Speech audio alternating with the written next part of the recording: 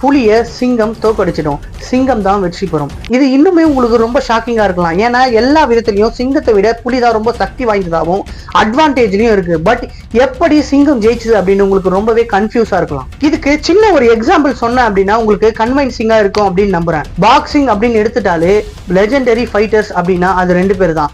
ஒன்னு முகமது அலி and Mike Tyson. இவங்க ரெண்டு பேரும் தான் ஹிஸ்டாரிக்கல் ஃபைட்டர்ஸ். 90களின் ஹீரோவான WWF சேர்ந்த ராக் நடிச்ச வெல்கம் டு த ஜங்கிள்ன்ற படத்துல ராக்குக்கும் இன்னொருத்தருக்கும் ஒரு கான்வர்சேஷன் போகும் இவங்களை பத்தி தான். அதுல ராக்கோட ஆப்போசிட்ல இருக்கிறவர் என்ன சொல்லுவார் அப்படின்னா, ஒரு பிரைம் மைக் டைசனோட பஞ்ச் தான் இருக்கிறதுலயே மோசமான பஞ்ச்.